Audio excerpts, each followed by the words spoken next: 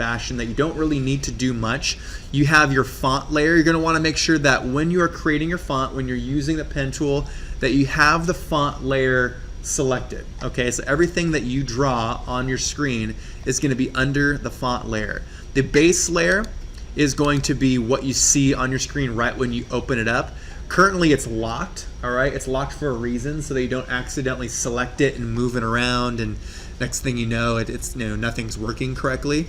Same thing for the guides. The guides are already locked into place, so you don't have to worry about them moving around as well. Okay, the guides are also on a no print layer, just like InDesign, I believe. Let's see.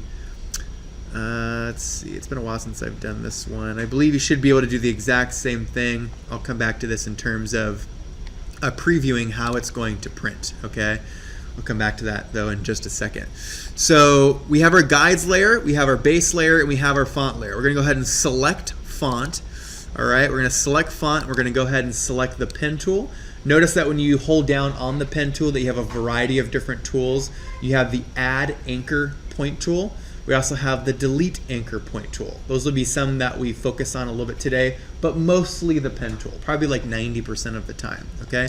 So we're gonna select pen, and we're gonna go down here and we're gonna alter some of our colors. We're actually gonna wanna make sure that our fill is not white, but instead of white, we're gonna click on none, okay?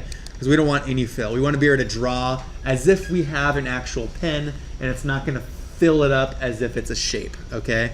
I'm going to go ahead and change that back to white, and I'm going to change it to red just to kind of show you what that does. So if I start to click on my pen tool, notice that the boundary, I'm holding down Alt and using my wheel to scroll just like Photoshop and InDesign, okay? But notice that my stroke is black, just like you see down here on these two colors, and the fill is red, okay? So if I continue to click using my pen tool, it will continue to fill up that space with that color. So just like you were creating a frame in InDesign. So I can see, I've seen a few people kind of create some unique frame shape.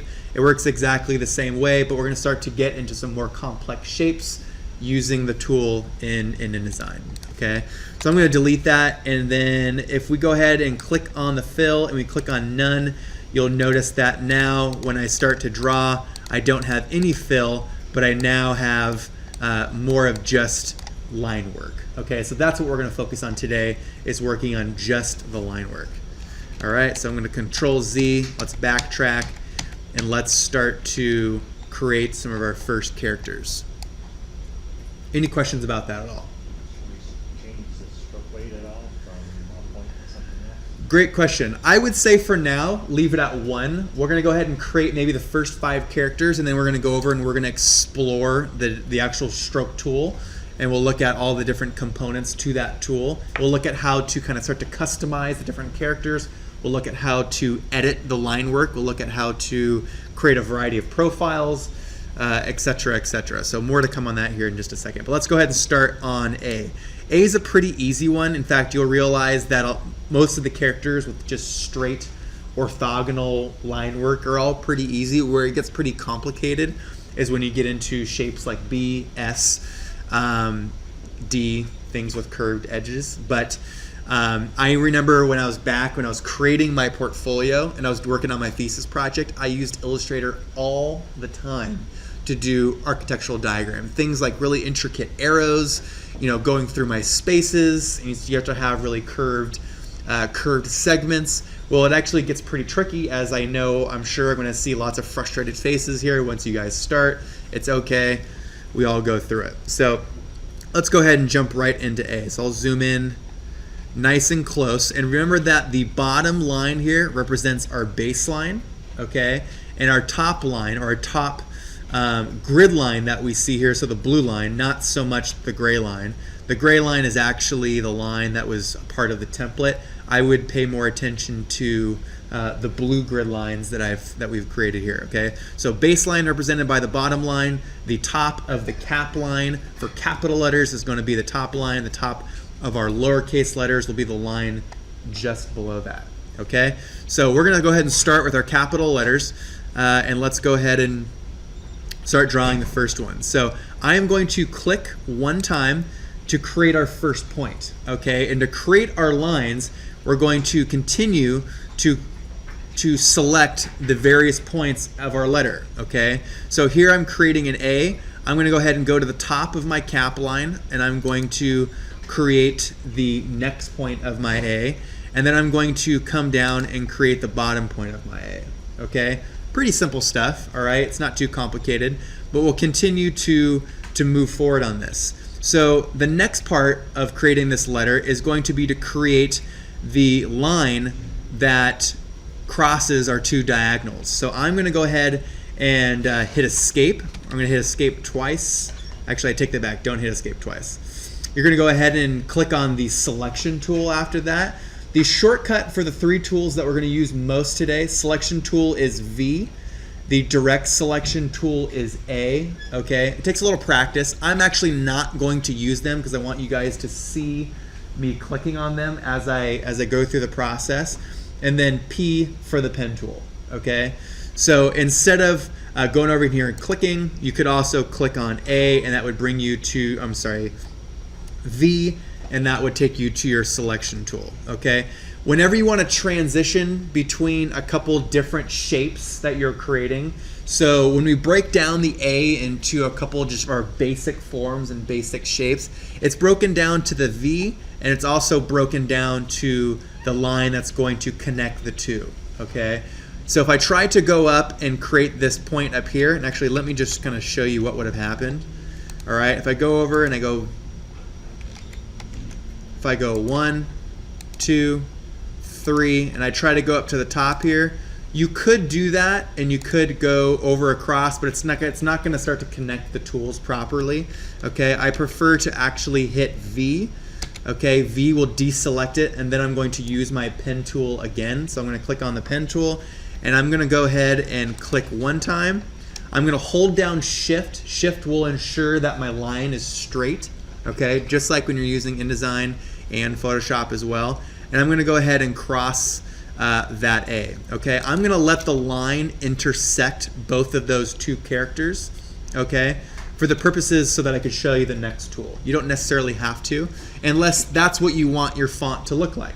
So feel free to use your own creativity. If you want to have some intersecting lines and you have your lines doing some crazy things, that's completely up to you. Okay, so the next thing that I'm going to do is I'm going to move the points to attach in a line with my original shape that I created, okay? So I'm going to go over and click on the direct selection tool.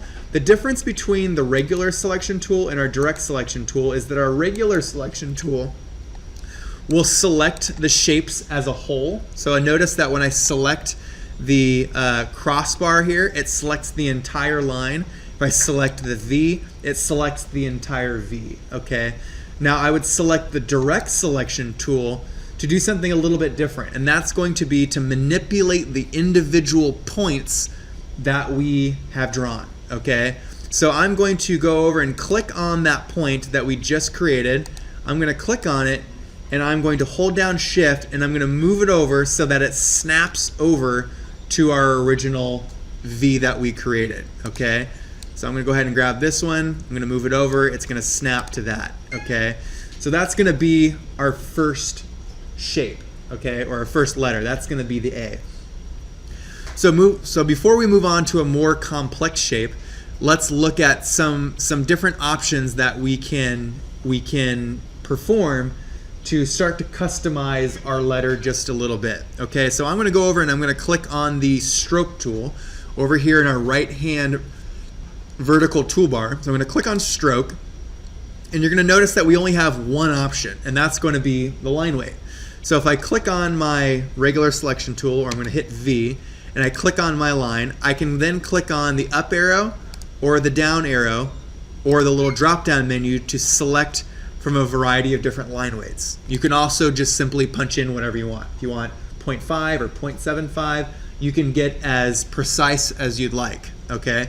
But more importantly than just selecting the weight, you can go over to this little right hand drop down menu, and we're going to click on this little icon over here on the right, okay, and it's going to say show options, okay? We're going to click on show options, and we're going to get about 20 more tools that we can utilize in the stroke menu, okay? You're gonna have that show options menu for a majority of the tools that you see over here on the right-hand side. Why that's not really a part of just the initial time you click on it, I don't really know, because most of the tools that I always need are actually in the show options menu. But if you click on that little show options menu, you can also click on hide options. You'll get all of the variety of different stroke tools that we want to use, okay? So right now, I have the V selected. Okay, we already talked about weight, but let's move down to where it says cap, okay? The first cap option is a butt cap. We also have a round cap, and we also have a projecting cap. So I'm gonna click on round cap, and notice that over here at the bottom, it's a really tiny little change, but notice that it rounded off the corners of our letter, okay? This is a really minuscule change, but remember when we talked about a while back ago, but it's all the little kind of tiny details that overall, when you're all done, give the really nice effect to the overall font, okay? You could pay no attention to any of these little extras, but ultimately if you're gonna create a really nice font, you're going to, you're gonna pay attention to the finer details of the font, okay? So that's one option. The cap will change how the first and the last point of your line look, okay? So we started off with a butt cap, which is just the line ends up with 90-degree edges at the end. So we also have the rounded cap, and we also have the projecting cap. Very minuscule difference between our first one and our projecting. You'll just notice that the projecting just goes a little bit further beyond where we originally clicked, okay? I'm gonna go ahead and just leave it on the middle one, round cap. All right, the next option is corner, okay? The corner represents where we have our bends, okay? So this point right here, all right? So right where we have the base of the V. So just like the cap tool, I can click on the round join. Notice that it rounds the corner over here. So it starts to make it just a little bit more elegant of a turn, okay? Where this might become more apparent is when, let's say you have your pen tool and you do something like this. Well, if you don't quite want such harsh corners, you can start to finagle some of those bends. It's very subtle, but it will make a difference when you get to things like architectural diagramming, etc. Okay? So even though this won't relate to what we're doing for the font exercise, we also have something called the dashed line tool. Okay, so if I click on dash line, it will turn that line that we just created into a dashed line. And the nice thing about it is that you have the option to control how the dash look. So right now it's a 12-point dash, so it's a fairly large dash, but I could change this to something like 2, okay, and notice that we have much smaller dashes. So you have the ability to make that line look however you want. So that's the beauty of the pen tools. We're gonna get into refining the really fine details of line work. Okay, that's the main focus of using the line tool. So we have the dash line tool. So we typed in 2-point. I can also control how or the width of the gap in between the dashes. So I might do 2-2-2. Notice that that changes a little bit. Maybe we have a really big gap. Maybe that's something like 10. Okay, that starts to look a little funky. It'll become more apparent as you guys actually start to do line work. It'll become a lot more apparent next or on Wednesday when we move on to our next exercise for the pen tool. I'm going to turn that off for now. All right, and we'll even look a little bit more about arrowheads next class. We're going to talk about profile here in just a second. All right, so let's move on to some of our other characters. Okay, let's move on to B. All right, this is where it's going to start to get a little bit more complicated. So I'm going to go back and select on my pen tool. I'm going to go ahead and make my base line. Notice that when your pen hovers over our grid lines, you'll notice that in green, you can barely see it, that it says guide. That's telling you that you're snapping to the guide that you initially created. Okay, so I'm going to click on that point. I'm going to hold down shift. I'm going to do a nice maybe straight line for this one. Okay, and then the next part is going to be the more complicated part, and that's going to be to create the curve of the B. Okay, so I'm going to hold down Shift. I'm going to create the next segment of my B, and then I'm going to come down and I'm going to pick the point, or I'm going to pick the tangent point of that arc, which is going to be right where, you know, that arc meets its largest point. Okay, so I'm going to go ahead and click on that point, and I'm going to hold down, and notice that as I'm holding down my mouse, I can start to define the tangent of that arc. Okay, so I can make it kind of as natural or as obscene as I really want it to. Okay, I'm going to go ahead and make sure that it's, the nice thing about it is that it gives you a nice little preview. Okay, and another thing that will also help you is if you hold down Shift, it will help you create a more subtle bend in your pen or in your line. Okay, so I'm going to go ahead and release my mouse. Okay, and that will create that first part of the B, and then I'm going to go down and I'm going to select just one time. I'm actually just going to click right there, and that's going to duplicate that first part of the arc that I just created. Okay, and then from there I'm going to hold down Shift, and I'm going to finish the first part of the B by connecting it to our original line. Okay, all right, still kind of easy, not too bad. All right, so I'm going to hit I'm going to hit V, and I'm going to deselect from that, and I'm going to then create the next portion of our letter, which is going to be the bottom here. All right, so I'm going to go back to my pen tool. I'm going to hit P, and then notice that when I go down here to the bottom, that we have a little tiny icon just to the bottom right of our pen tool. All right. What I'm actually looking for when I select my next point is I'm actually looking for this little kind of diagonal line here in the corner. What that's telling me is that when I have that little diagonal line, it's actually going to continue off of the original line that we had created. Okay, so instead of creating multiple line segments, it's going to continue to create one continuous line segment from our original line. Okay, so I'm going to go ahead and click right there as my first point of my new shape, and I'm going to come out a little bit. I'm holding down Shift. All right, it then continues off of our original line, and I'm going to make the next portion of my B. All right, I'm holding down my mouse right now, and I'm going to go ahead and adjust my my tangent accordingly. All right, and then I'm going to go and I'm going to click just below this point right here. The reason that I'm pretty positive if you were to actually click on that point that it wouldn't actually connect it. I like to always click just off just a little bit. Okay, so I'm going to click right there. All right, and notice that it made kind of a funky shape. You're going to encounter that all the time with the pen tool. The important part is to realize how to easily fix it, and we can easily do that. Okay, so from here I'm going to click on my direct selection tool. Okay, so that's going to be, the shortcut will be A for that. And I'm going to go over and I'm going to click on that point, and I'm going to move it and connect it to the vertex of where we ended the first part of our B.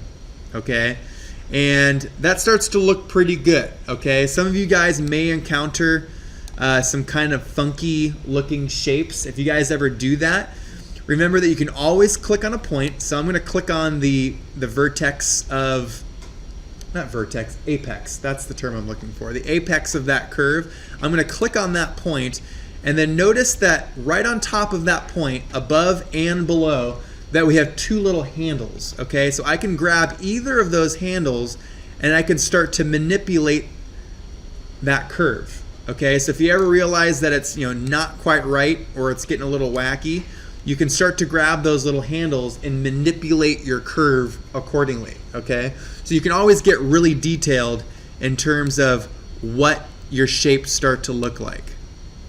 Okay, so that looks pretty good. It's starting to look a little bit more natural. Okay, so that's going to be my B. All right, any questions about that so far? All right, good.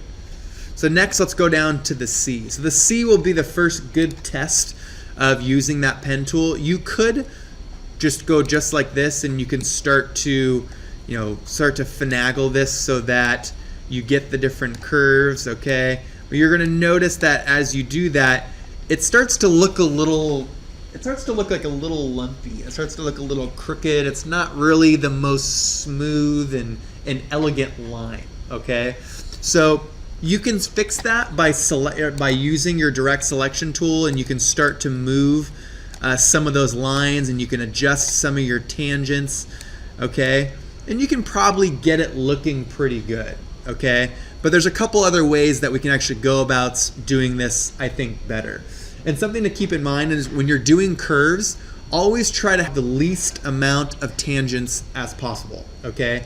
If you can get away with doing like 2, in this case, let's try doing this actually with 2, okay? I'm gonna do 1, or maybe like 3.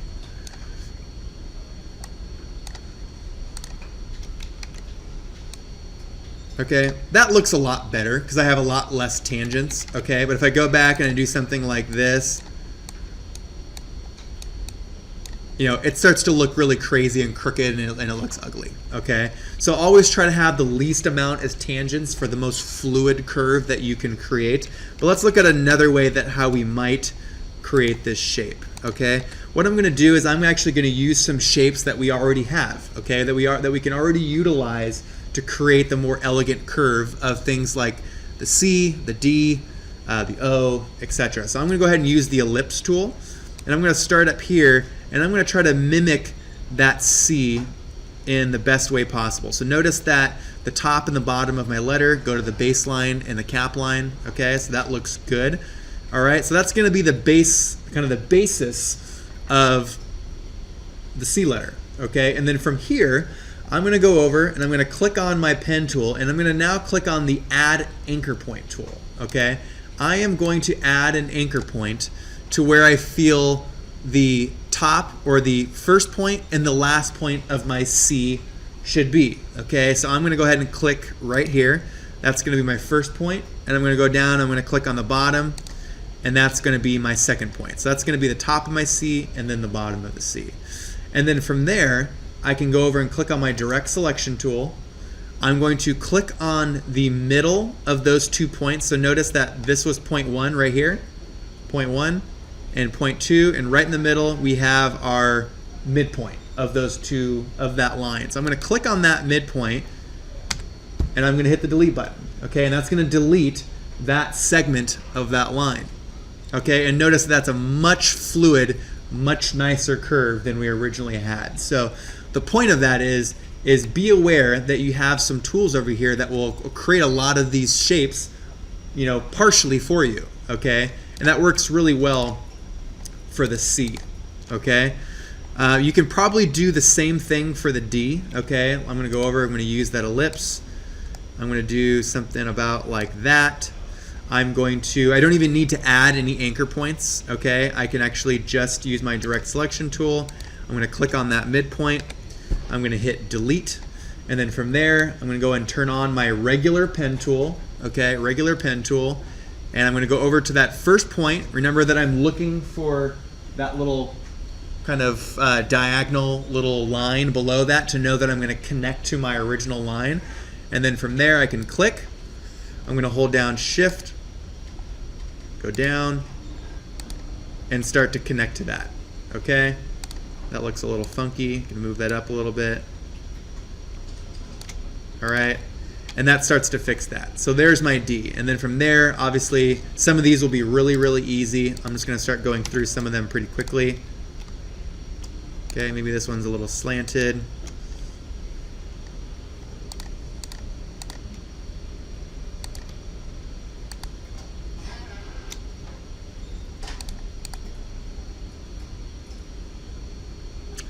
See, maybe we come down here. Okay, so there's my E. If I wanted to copy that over, I can press Control C, bring it over to my F, Control V, line that up just like so, and I'm going to use my direct selection tool. I'm going to get rid of that that baseline. Actually, take that back. I'm going to go over to my pen tool. I'm going to click on delete anchor point, and I'm going to click on that point right there. The reason why I didn't click on the middle is because we didn't have a middle anchor point. So if I use my delete anchor point tool, I can get rid of that entire segment. So there we have our G. okay? I'm gonna do, let's just do 2 more letters before we move on to a couple of our other tools. So I'll go ahead and do the G. Again, I'm gonna use my ellipse tool. This starts to work pretty well. I'll use my ellipse tool, and let's define what a couple of those different points are. So I'm gonna select maybe there and there, okay? Direct selection tool, boom, get rid of that.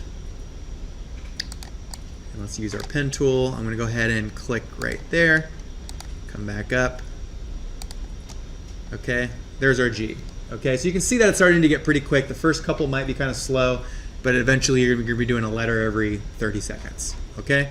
So it'll get pretty easy. Now let's go down to one that's probably gonna be the most complicated. Maybe we do the letter S. The letter S will probably take a few different tries, okay? Even to this day, probably every time I try to do it, it always turns out a little weird, but let's go ahead and go through it. All right, so I'm gonna start maybe here on this line. That's gonna be the bottom of the end of our S. I'm gonna make my apex of the top bend right up here like so, okay? So I'm holding down my mouse, okay? Remember that I'm holding down my mouse to create that initial bend, all right? If I hold down Shift, that'll give you a nice kind of even point there, all right? I'm gonna click one more time to, for the most part, replicate my original line that I just created, okay? And then I'm gonna go through and try to continue to replicate some of those curves. Okay, it looks kind of funky.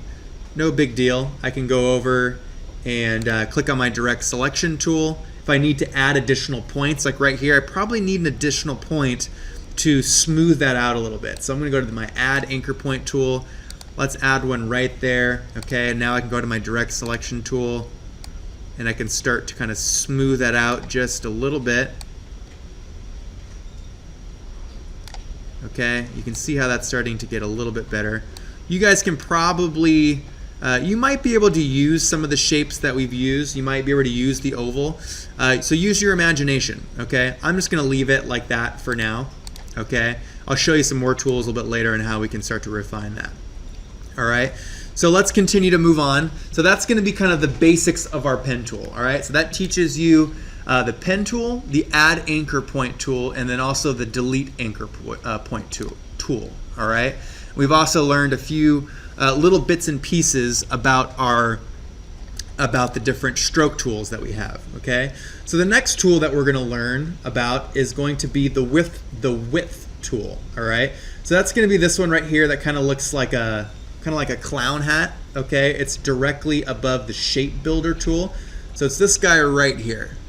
All right, so the width tool. Shortcut is Shift W. So we're gonna click on that width tool, okay? I'm gonna zoom into our A, and what it does is it allows us to select any line that we have created. In this case, I'm gonna go ahead and use my A, okay? And notice that as I move my cursor over that line, it'll automatically kind of snap to the line that we've already created, okay? And if I select any particular point, so I'm gonna go ahead and select right here, notice that it starts to widen the line that we've created, okay? And that will do that at the whatever point that you select. Okay, so maybe you want to start to fine-tune your lettering a little bit. Maybe you want to start to customize your font so that it's not so basic. You can start to use things like the width tool, okay? So that might be something that you use as you move forward with customizing your font a little bit, okay? So just a couple different options, okay? So that's gonna be your width tool, all right?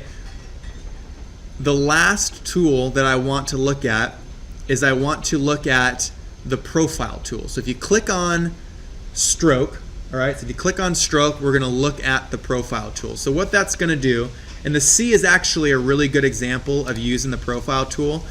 So that's gonna allow us to apply a profile to a piece of line work, okay? So if I click on the drop-down menu, let's look at the effect that this has on our line. So the first one, notice that this first profile starts really, really skinny into a point, gets really fat in the middle and then gets really skinny at the end of the line. So this point that you see right here on the profile is always going to be a representation of our first point where we first created that line, and this is always going to represent the end of the line. So if I click on that profile, notice that we now have a really skinny or a really sharp point at the beginning. It gets fatter in the middle, and then it gets really skinny at the very end. Okay, so that's going to be that particular profile.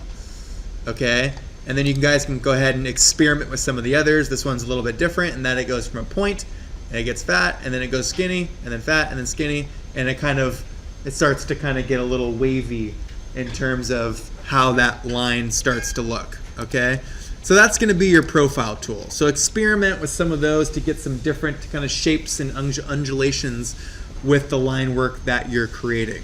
Okay, so with that said, is there anything else that I want to, I feel like there's one more thing. I'll probably think of it next class. Any questions at all? Tell us what you're going to tell us, and then you tell us what you told us. So, stroke tool, width tool, profile tool, what else? I think that's it. Did I skip a tool?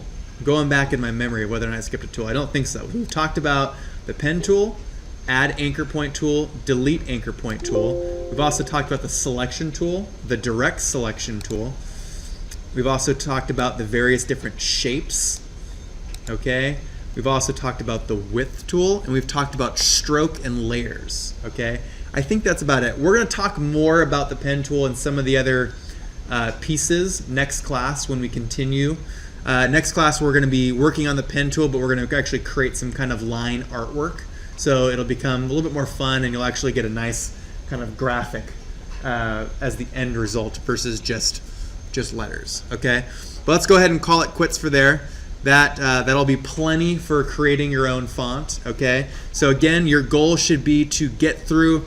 I'd love to see at least to the end of 0 today. All right, we have lots of time. We have about almost 2 hours left in class. Okay, so try to get to 0. If you guys can finish 0 quickly, go down to the very bottom and finish the original fonts. And then next class, the first thing that we're going to do is we're going to learn how to upload this into the program, and we'll actually generate our font. Okay, and I'll show you guys how to upload that into Illustrator, InDesign, Word, whatever you want.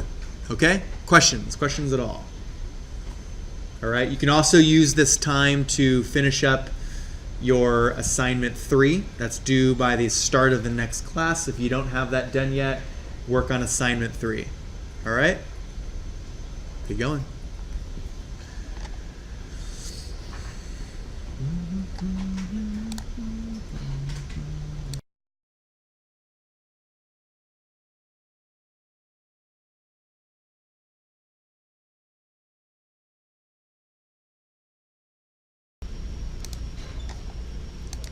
All right, here we go. So graphic design 1. Today we're going to be talking about a handful of topics in terms of kind of the real general sense of not just graphic design, but really just design. Okay, I'm gonna relate it to both the kind of graphic design process, but also to the architectural design process. Okay, as that's truly what I'm really most familiar with. Okay. So first slide, the function of design. So what is design, okay? Or what is, I guess you could say, this slide's a little bit more related to what is graphic design. If you break it down into just a very short description, graphic design or design is the communication of messages through the juxtaposition of words and pictures, okay? It is the visual synthesis of thought. So it's how does everything on what it is that you are designing, how does it all come together in terms of the color, the text, the layout, how does everything work together, the harmony between it all. So when we say the juxtaposition of words and pictures, you as designers are ultimately telling a story, okay? You are telling a story to an audience, and it is your responsibility to do that correctly, okay?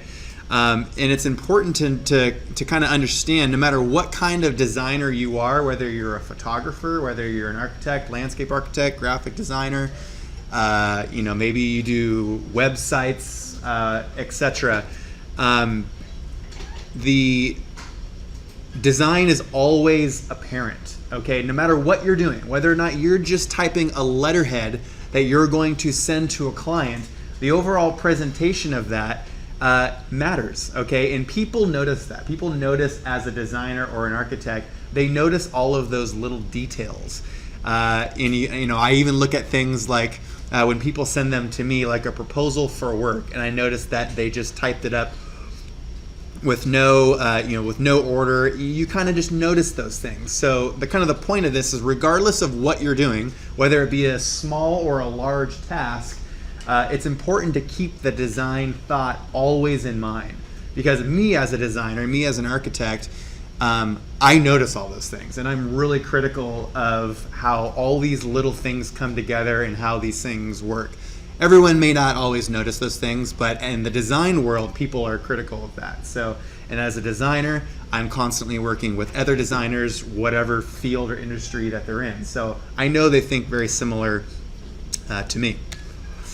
So design objectives. So what are some of your objectives when you guys are putting together a design? Okay, let's just run through all these. Guidance. It is your job as a designer to guide your client or to guide them to the end goal of what they're looking for. It is your job to persuade. It is your job to encourage. It is your job to communicate, motivate, educate. We also have dialogue, inspiration, promotion, information, awareness, and direction. So you have a lot of responsibilities as a designer. Okay. And the reason why a lot of these exist is because the person who's hiring you to do that, most of the time, they have no clue what it is ultimately that they're looking for. Okay, they might have an idea, and we'll talk about this here in a second, but a lot of times they really rely on you to come up with that idea. They might give you a general direction and where they feel they need to go, but it's your job to kind of suck that out of them, to figure out what it is that they really, really want, okay? So you'll see lots of these little slides today that just kind of show some kind of basic graphic design. I probably won't talk about all of them.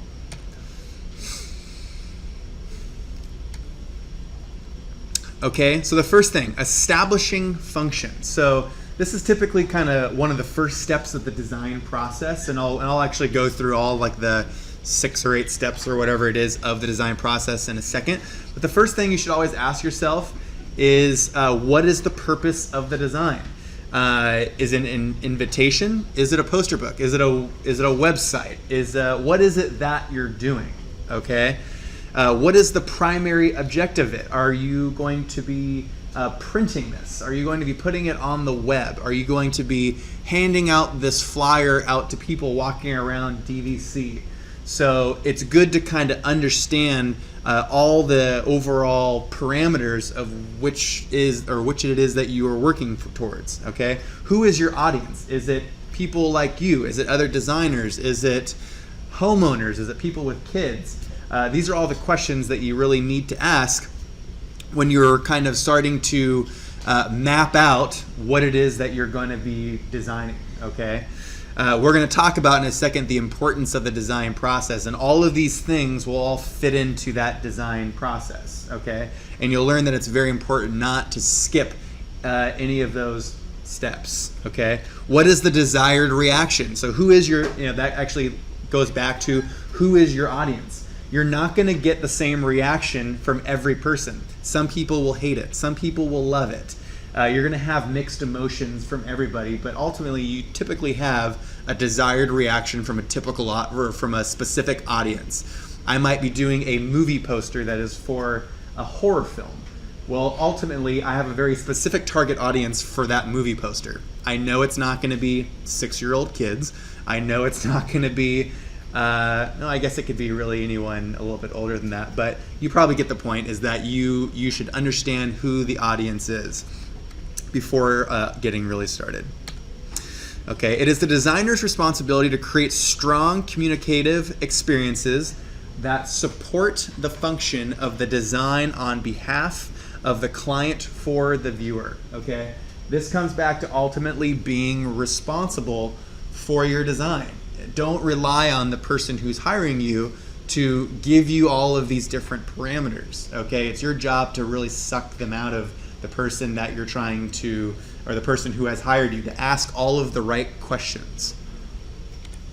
Okay, so what are some of your skills? This kind of continues on the slide that we just had a second ago in design objectives. These all link to those objectives.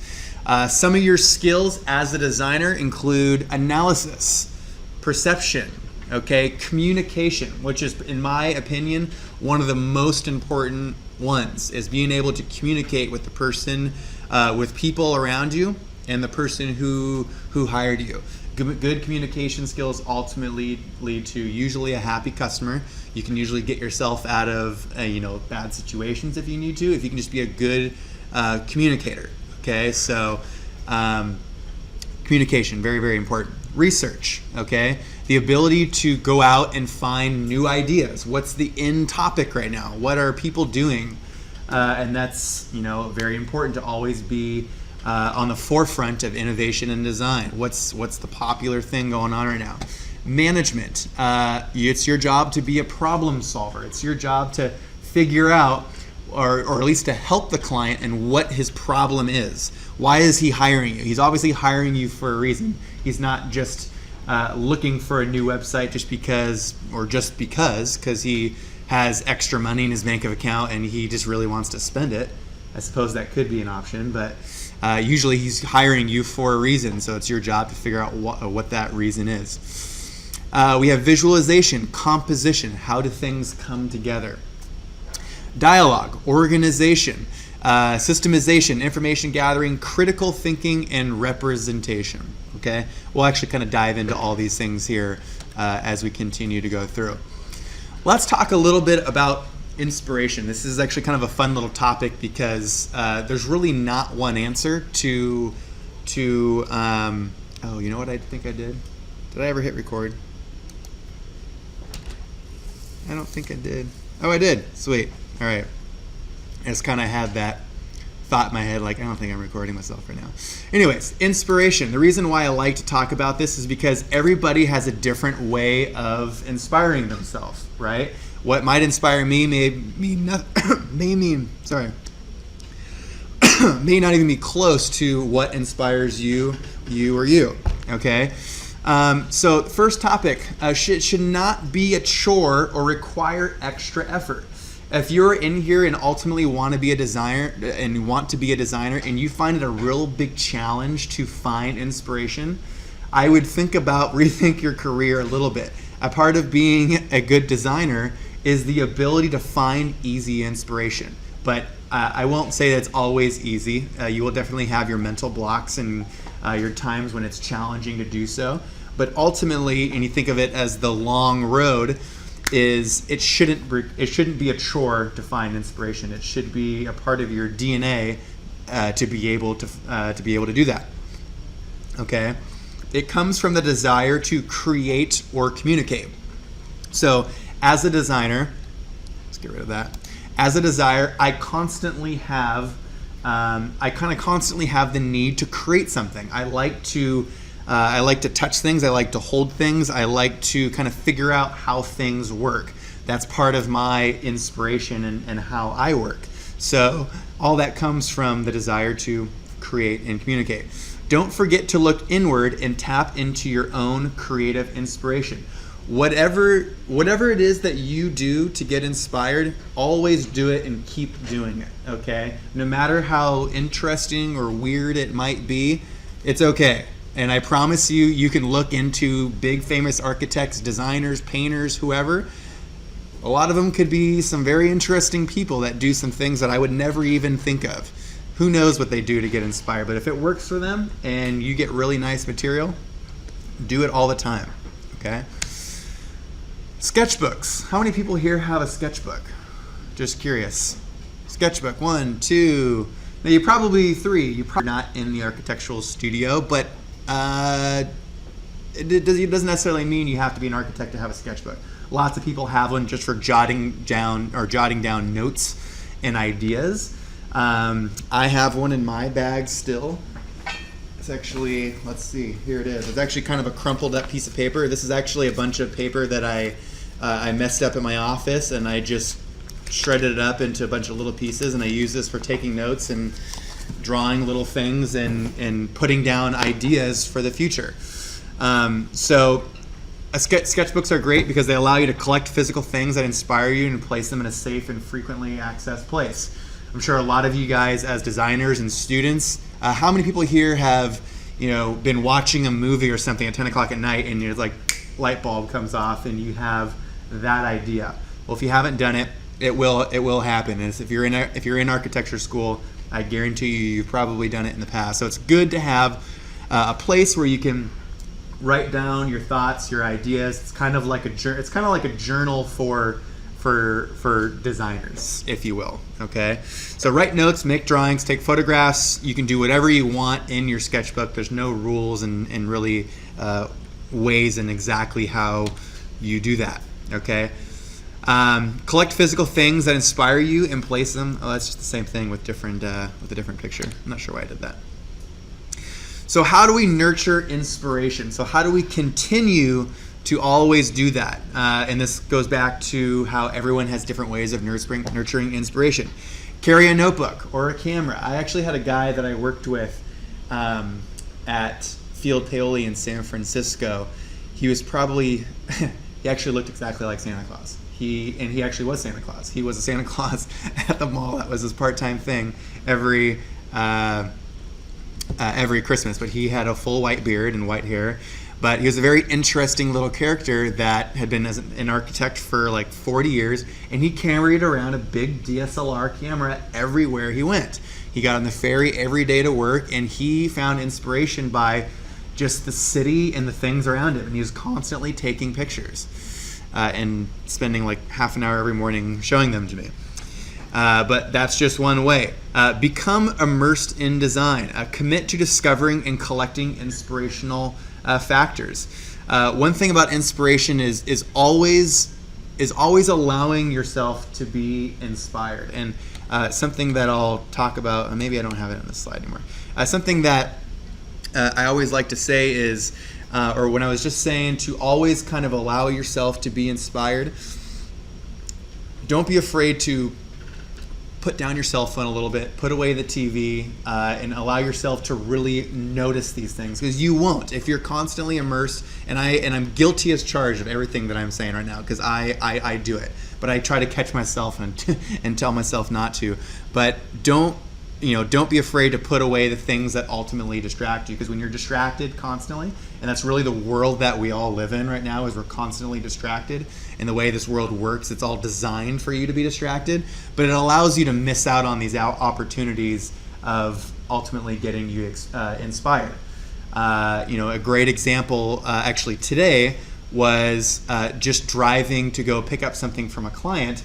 I saw a material on a building on the corner of my eye that actually had been looking for a material like this for like 6 months. And it caught me at the corner of my eye, and I ultimately had 5 minutes to go in and look at it, touch it, take pictures of it, and figure out what it was. And I solved a problem that I've been trying to solve for 6 months, because I was just aware of what was going on around me. And it's really hard to do that these days, because we're all so immersed in so many other things. So think about that. Take a walk, listen to music. How many people here listen to music to get inspired? I'm one of those people, for sure.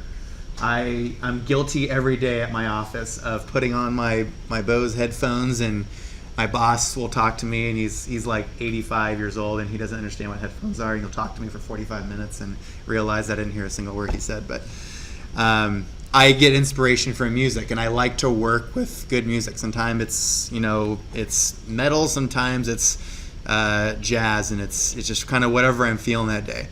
Explore other areas of interest. Attend conferences, lectures, and events. If you don't know, there's great lecture series here at DVC, and actually one of our assignments that we're going to do is a DVC lecture series where we talk about architecture and new innovative design and green building and all these different things. I went to those things as much as I possibly could as a student, especially when you just don't know a lot, okay, and you're students, and I was the exact same way, and I still don't know a lot. But go to these things just to fill your minds up with things that will help inspire you, okay? Go out and explore, try new things, okay? Inspiration is the first step towards the final design. So if you can't get the inspiration that you ultimately need, you're gonna have a hard time getting to that end product. So it's good to always be open and ready to be inspired. So the design process. Let's talk about the design process a little bit. And we're going to talk about each one of these little steps, or each one of these 7 steps in kind of a mediocre detail, okay? We have research, information gathering, brainstorming, conceptualization, experimentation, development, and execution. And it's very important, and everyone has their own design process, okay? Whether you're an architect or you're a graphic designer or a photographer. If you're a photographer, it probably ultimately kind of relates to what we talked about a few weeks ago in terms of the process of turning on your camera to downloading all your photos. That's all a part of your design process. And as an architect, I very much go through every one of these 7 steps. And they might all vary a little bit, but I try very hard to make sure that I go through every one of these. Okay? What's really important about these steps is you can't skip them, okay? And no, it's hard to say that you can't do that. You're gonna find yourself under time crunches where you thought of the idea that morning and you're gonna run right to the end and trying to develop this idea in a couple hours and present it. I promise you very rarely does that work, because it's really a step-by-step process on how this all works. It takes trial and error to get to the end product. It takes failure, and it takes understanding what you did wrong, and it takes talking to other people about your design to getting towards the right process. Okay, so don't skip the steps, whatever you do. You can't focus on the final product, and that's a part of not skipping the steps.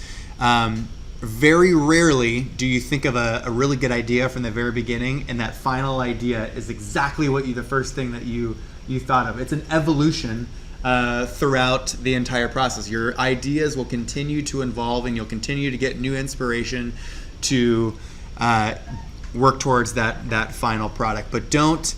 Well, actually, in a little bit, we'll actually talk about the ability to letting an idea go. So don't focus on that final product all the time. Continue to focus on the individual steps. Design is an evolution. Every step must have your full attention. So it's really good to not only don't skip the steps, but make sure you give the full attention to all of those steps. Yes, it can be exhausting, okay, because it takes time. But in the end, I promise you, and I'm sure a lot of you guys are starting to figure this out, the end process is extremely rewarding. When you've been working on that one project for 6 months, or in my case, gosh, I have some projects that we were doing design for 2 years, construction documents for 2 years, planning was another year, finally took 2 years to get built, and the whole process was 10 years. And you're like, holy cow, it is exhausting, but the end result of seeing that thing done is one of the greatest feelings in the world. And a lot of you guys can relate it to finishing, working on a model for, a month. And you guys finally finish that model and you do that presentation, your thesis teacher or your studio teacher loves the product, and you feel like $1 million. So at the end, it's extremely rewarding. So here we have our first step, okay? And let's talk about the program brief. This initiates the design process, okay? It is a meticulous overview of the project. So this is where you sit down with your client and you discuss all of the problems. What are the issues and that you're ultimately trying to figure out, okay? So this is when you sit down and you start to define the roles within the project team. Who's doing what? Who's responsible for, ultimately getting towards that end goal, okay? defines the roles of the designer, the client, and the viewer. Okay, so if you can kind of summarize all of these, it's really, I would say, number 3 is where you're addressing what the problem is and how you're going to address it. Okay. So this is continued. The project, here we have the project brief. We're going to continue to talk about the program. So this is where you begin with information given to you by the client. And this varies greatly. You will have clients that have no clue what you want. I have clients, for example, that don't know a lick about architecture. They just have a very large pocketbook and they want to develop a building. They don't care what it looks like as long as they're bringing in that revenue from that tenant. Okay, so you have those people that are very hands-off and don't know anything, and then you have people that went to business school and love to be a part of the whole process, and they have all these great ideas, which is great as well. So that information could vary greatly. All right, this is the time to clarify and to simplify all of the information. So this is the time when you, as the designer or the architect, are asking the questions, figuring out what the problems ultimately are. It is the designer. The designer is ultimately responsible for asking the questions to clarify all of the missing pieces. Because at the end, if something fails or if something doesn't work, who's responsible? You are. You are responsible. It doesn't matter. It doesn't even matter what the reason is. If it doesn't work right, you are responsible always. So it's your job to figure out what those problems are so that you can solve them. Define the primary goals and messages to be expressed. Okay, you can relate this back to who your audience is, who the audience is, and what's the message that you're trying to convey. This is a great time to talk about budget. Ooh, it's such a nasty word, budget. Makes and breaks every project that you talk about. I can't count the number of times I'm in my head, I'm like, yep, this project's gonna cost about $10-12 million. What's your budget? 3? All right, let's rethink this entire thing. So, but it's always a topic of conversation that you're going to have with every client is what is the budget. So you can define what the restrictions are of the project. This is what you can ultimately afford for the money that you want to spend. And as a designer, you should be really good at doing whatever it is that they have a budget for. If someone wants to remodel a bathroom and if they want to remodel, let's say, a kitchen, and they only have $1,000 to do that, it's your responsibility as a good designer to come up with creative ways to have a good end result. Will the end result be as good as if they have a $100,000 budget to remodel the kitchen? No, it's not. But there's ultimately good solutions for whatever budget somebody has, so it's your job to figure that out. Number 6, define a timetable for completion. How long is it going to take? And it's your job to kind of break that down into usually kind of a calendar of events on how the whole process will span out. And lastly, define who your audience is. Who's going to be the users of the building that you're working on, or who's going to be the audience of the website that you're creating. Okay. Step 2, gathering. This is the time where you collect all the textual and visual elements to be used. Okay. If I'm an architect, this is when and this will be very related to research, which will be, I think, is the next step. This is the time when I start to gather inspirational images. I might create like an inspiration board or kind of just an idea board in general of what it is that I'm trying to accomplish. It's a really quick way to try to show the client what the end result might be. I might show him some different buildings, some other buildings that are already complete, some materials that I think will work well for this, so that one, you're inspiring creativity for yourself, but you're also inspiring creativity for the client. It's kind of getting them excited to start to dive into this process and to get their project going. If anything is missing, request it from the client or define who will create the missing pieces. Is there anything that you're missing that will ultimately keep you from, putting the pedal to the metal? Okay. Is there anything that's keeping you from really getting started on the project and doing your job correctly? As I mentioned, the next step would be research, information, or information gathering continued. This helps you gain an understanding of the topic. A question that you might ask yourself is, What are other successful projects that, might be similar to what you're working on? This is usually a time when I'll ask my client, all right, I'm doing a retail shopping center for you. Are there any other retail shopping centers that maybe you really like? Maybe there's some that you've spent time in recently that you felt worked really well. Maybe they had some outdoor spaces that really made a really large impact on you when you were going through that. So it's a good time to research those things and figure out what the client really likes. Read, evaluate, and understand all the provided materials, things that your client gave you. Maybe you have program briefs from the city. That's usually half the battle. Is for me as an architect, I'm reading all of my restrictions that I have, things like codes, things about all the different requirements that the city might have in terms of where the building should be located, the materials that they want you to use. So this is the time to read and evaluate, all right?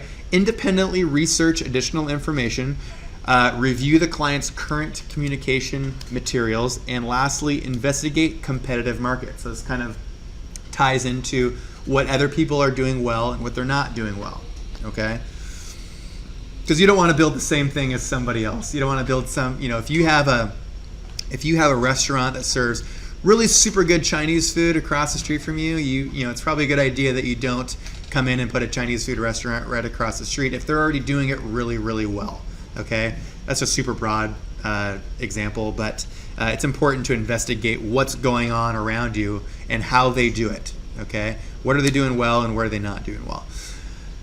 Brainstorming, practice free writing, create maps and create diagrams. We're actually going to talk about later on in the semester the importance of diagramming, and I'm sure your studio teachers probably, if you're in architecture school, probably hound you on that all the time. So create things like diagrams, maps, and whatnot. Write down lists and thoughtful ideas, okay? Build visual inspiration boards, as I mentioned earlier. Sketch. Sketching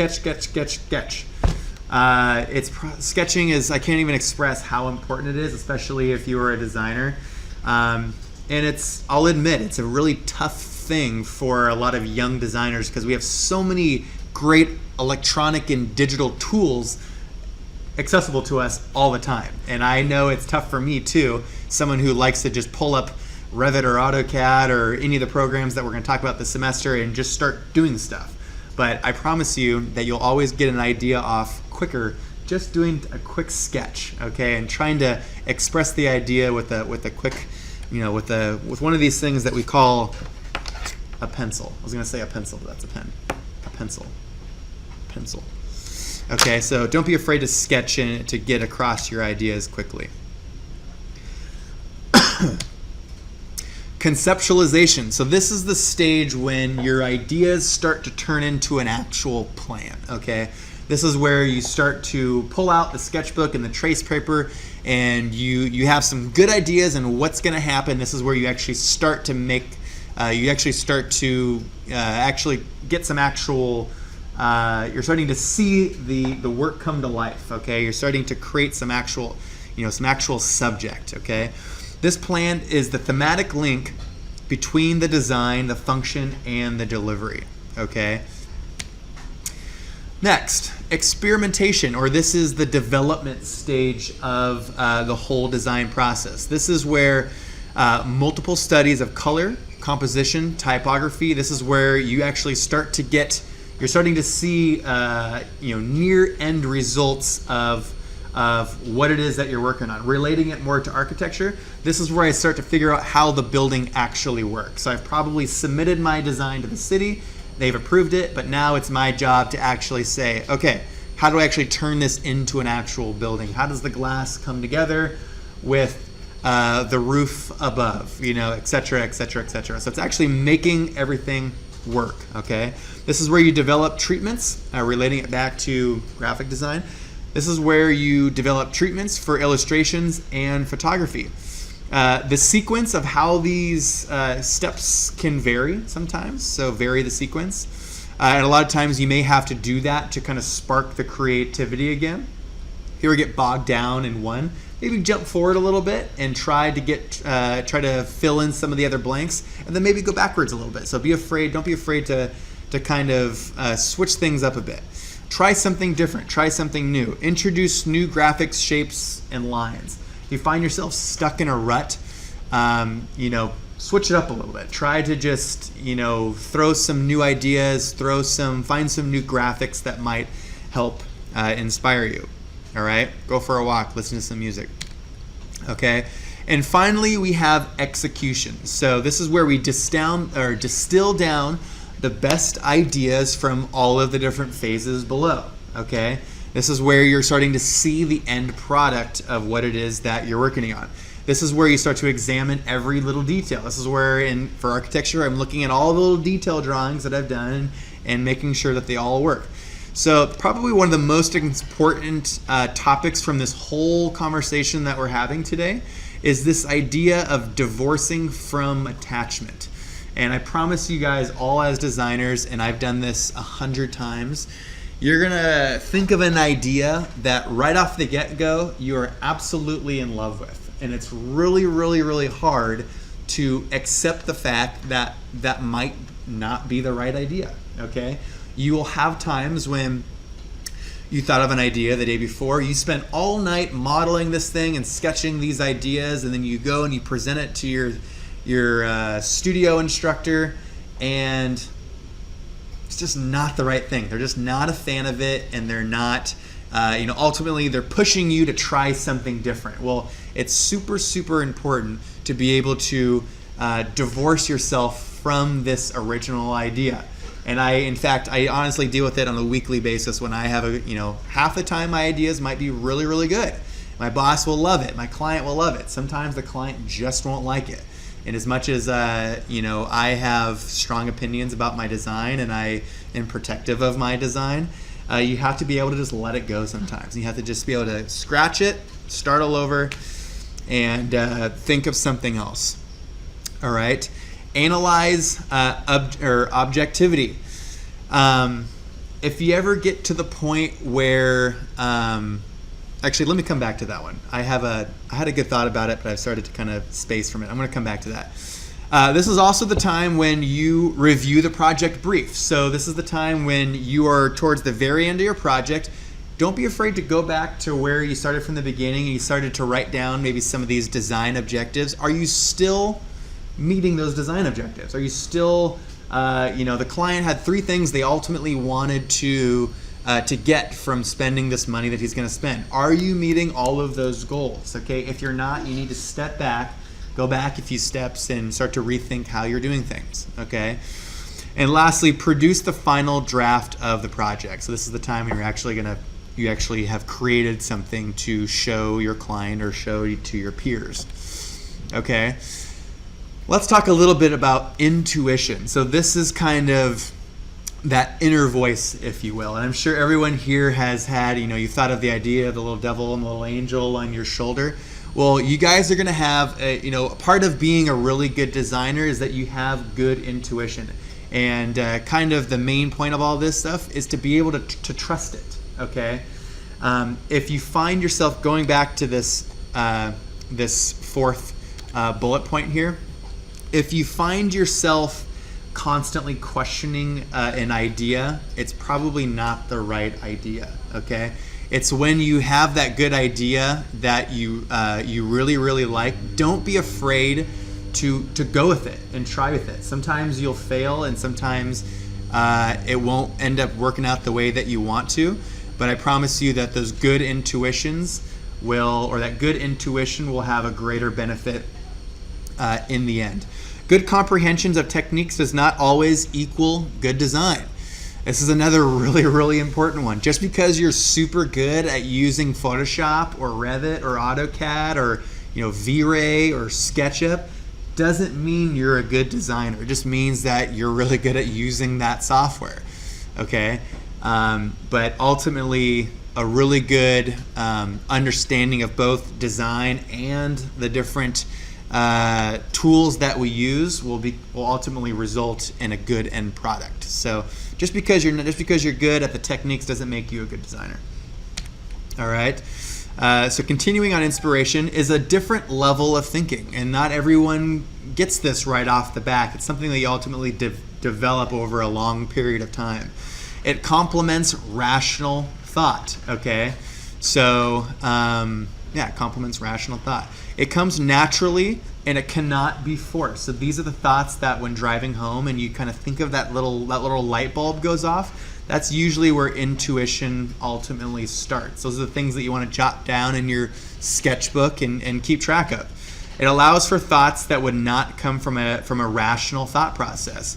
If it takes you questioning, this goes back to, if it takes you questioning, a thought too many times, it's probably not the right thing. So intuitive functions, we have guidance, protection, inspiration, enlightenment, and synthesis. These are all functions of good intuition. All right. So benefits of good intuition.